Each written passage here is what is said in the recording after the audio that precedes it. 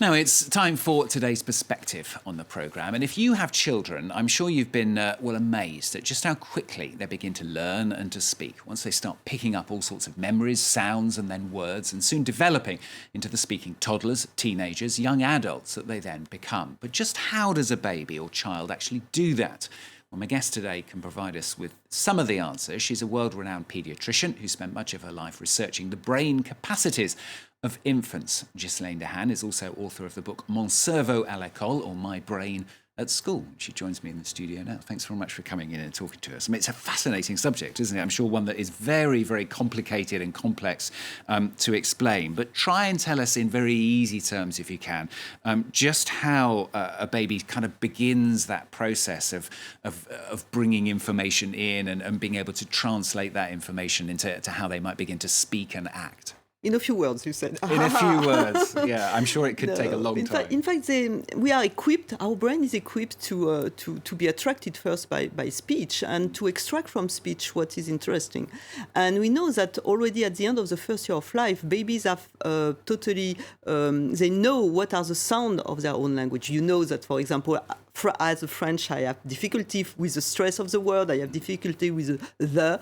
But babies have already detected that this sound, for example, if they are English, are part of the English language. So they are attracted by speech. They can very deeply analyze the speech stream, and after that make like statistical analysis of the syllables which are in the stream, and to detect the rules and the structure of the speech, and that very early on.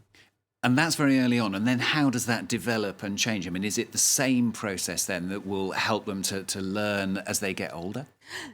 No, because otherwise I will be very good in English. You know, it seems that you become more and more expert in your own language, and that will block, in fact, the fact that you can learn another language. So it's true that when you look at the brain of bilingual people, if they are very early bilingual, they will tend to use the same areas for their native language and the second language. But as you get older and older, you will use different areas, which are not as good to learn a language as the first one. And if you're a parent, you'll know, won't you, how quickly a baby and a child begins to assimilate that information. I mean, how do they manage to do that so fast, particularly in humans, I suppose, because I suppose we're seen, aren't we, as being the most intelligent beings on the planet, if you like. Yeah, it's not because of intelligence. In fact, we are really equipped. We have a network in the left hemisphere, so we know that we are symmetric, and the left hemisphere, so the left part of your brain, is particularly dedicated to learn a language. The problem is that we have not understood why and what is important in this network to make this task so easy for us and so difficult for the chimp, for example, which is our close cousin, but is not able to learn. Even in this whole tentative in which they were trying to teach a language to a chimp, but in fact they were able to teach him or them quite vocabulary, but never the syntax, in fact, the way in which we put words to give a meaning to a sentence. And from what you're saying, presumably that means then that children and babies are very, very influenced by what's going on around them. Yes. So, for example, we are equipped to learn any languages, but after that we learn the language in which we are. And if you are bilingual, there is no problem. They will separate the two languages without any problem. How on earth do you go about this research? I mean, what do you actually physically do? I mean, does it involve putting electrodes or whatever on a baby? So I am more specialized in brain imaging. So we use EEG. We put electrodes on the head of the babies and put them in a situation in which they have to learn some task. And after that, we make mistakes and we look at how they react to the mistakes. And we do MRI. So we put them in this huge scanner, and they listen to speech, and we look at which part of the brain are responding. And do babies respond in very different ways depending on their intelligence or depending on... No, we cannot. No, we are very primitive in the sense that we are not able for the moment to look at the variability across subjects. What we are looking at is really what is shared by everybody. So it's true that our techniques are too crude, still too crude to really understand why some people will be very good in languages, some like me, very bad in learning. Sound pretty good to me. Sound pretty good to me. But my French accent is very Inspector Clouseau. It's very good. It's very good. Very good. And what about actually getting parents to agree to that? Because presumably you have to get permission from the parents to be able to look at the children and examine them as well. Can that be difficult?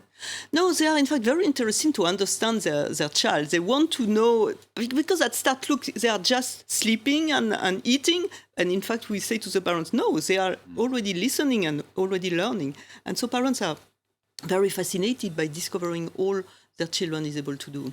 And presumably a lot of research has been going on, not just from you, but from all sorts of other people right around the world as well. I mean, do you then come together and put your research with what other people have found out as well, so that you can come up with as better picture as possible? Yeah, that's science as usual. But it's true that, for example, concerning languages, we have much more studies in Occidental languages, and we need more studies coming from different languages.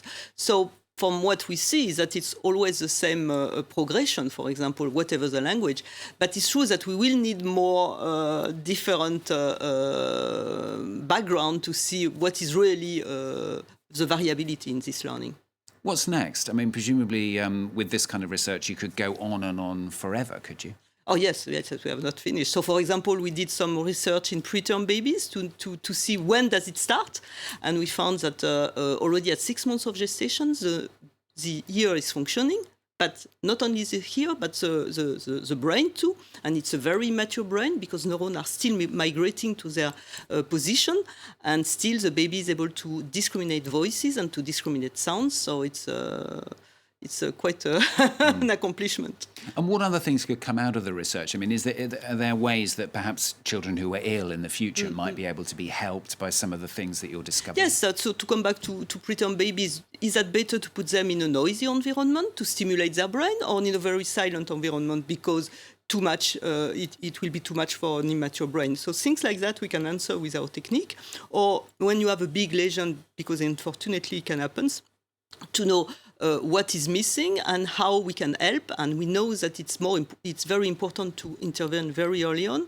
So if we have new ways of detecting that, for example, you have a language problem before you are able to talk, just because we record your brain and we see that you are not responding, it will be very useful. And presumably as well, that really is something that can bring hope to parents as well, in that they feel that they might be helping other children as well in the future. Yes. And for all parents, you should speak to your child, even when it is not speaking, because some parents think that their baby is just sleeping, but is already sensitive to what you are saying. So speak to your baby. And that's what you get out of it as well, presumably, being able to think that you may be able to help people in the future too. Okay.